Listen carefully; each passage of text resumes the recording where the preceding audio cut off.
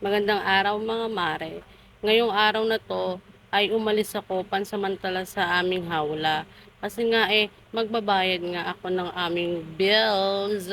Nakaka-stress no pagbayaran na. Kaya ako naman bilang estudyante, nagdo-double racket ako. Habay nakita mo nga ako nakatulala, dumaan nga lang sa palad ko ang pera.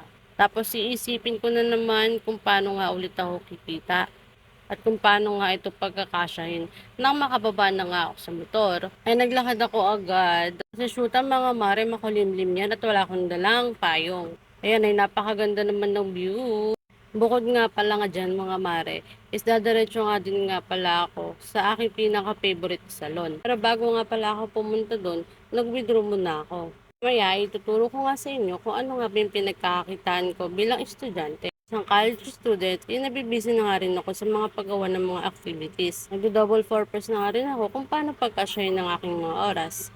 Nang makuha ko na nga mare yung pera, nagdire-diretso na ako agad pumunta para magbayad ng bills. Pagkatapos ng mga mare, naglakad na ako ulit papunta doon sa salon. Ako nga lang pala isang mga mare naglalakad ngayon. Kasi talaga usually, ang mga kasama ko talaga dito, yung kaibigan ko. Student din siya at hindi naman parehas ng schedule namin dalawa. Double purpose na rin ako kung paano ko bibidyohan yung sarili ko dyan. Kasi marami talagang taong tumitingin at marami din taong mga dumadaan. Yung mga mare, natsambahan kung walang tao. Kaya naman, dali-dali, kung hinarap yung camera dito lang yung kaibigan ko, siya yung nagbibideo sa akin. Ito na nga guys, ang aking salon na pinagkakatiwalaan. Kung saan ako ay maputi at talaga pinagkagastusan ko ang aking sarili. Located nga lang ito sa Malabon. Din nyo nga pala silang kontakin through Facebook and cellphone number. Sa nagustuhan ko ay mababait ang mga staff. Punta ako sa kanila kada alas 5 ng hapon dahil hindi ito mainit. Alam niyo ba guys, sa sobrang bait nila, parang tropa ko na lang sila kung makipagkwentuhan ako sa kanila. Ay mga mare, sobrang init dahil nilakad ko nga lang. Pero napakalapit lang naman. Nga mga mare, medyo malungkot ako dahil hindi ko kasama yung friend ko. Dahil siya lang yung taga-video at taga-picture ko.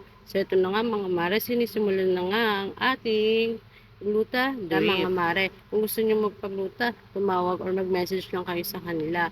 At pag magpapagluta ka, kailangan hindi ka puyat, hindi ka pagod, at hindi ka nagkakape. Hindi nga pala yung pinagkakatiwalaan ko pagdating sa aking drip. Yung una mga mare si Nurse Nina, pero wala nga siya dyan at busy na. Kay Nurse Pinky na ako at si Nurse Pinky napakabait at sobrang gaan ng kamay. Alam ko nga dyan mga mare, mahihirapan siya dahil ang ugat ko ay manipis lang at hindi agad lalabas. Nga pala makalimutan mga mare, kailangan hindi kayo dehydrated. Ayan, pinapalo na nga ng Nurse Pinky para lumabas ang ugat ko at para magalit. Nga mga mare, yung turo ko ng aking glutadrip. Benefits nito is maayos yung tulog mo, perfect ng 8 hours, then hindi ka magkaka-pimples, tapos nakakalinis din to ng liver. Sa sobrang sanay ko na maturukan ng karayom weekly, parang baliwala na nga lang sa akin yung sakit. 9 session ako dyan mga mare, tatapusin ko lang yung 10 para mag-hickory drift na ako. Hindi ba mga mare, dati takot ako sa karayom, pero ngayon, excited na ako pag tinutulukan ako, lalo na pag drip ang pag-uusapan. First time, ang mga nagbabalak dyan na magpagluta drip, sa una masakit talaga. Meron dyan yung dadanas ka muna na magkakapasa ka at puputok yung ugat mo. Pero mga mare, huwag kayong matatakot dahil licensed nurse ang mga staff nila. Sa mga first time dyan, kung titignan nyo sa video, ay mukha siyang masakit. Pero kung ikaw ay weekly lang nagpapatulok, parang baliwala na lang sa yung lahat. Pagat ng langgam na sinasabi nila is hindi mo na mararamdaman. Ganun talaga mga mare, kailangan mong magtiis para sa iyong kutis. Mga mare, bata pa lang ako, maitim na ako. Ngayong nagdalaga ako, gusto ko naman mabago yung kulay ko. Alam mong masama kung ito ay yung gagawin at yung kagustuhan. Sa mga agans naman dito sa Glutadrip, wala na po akong magagawa doon.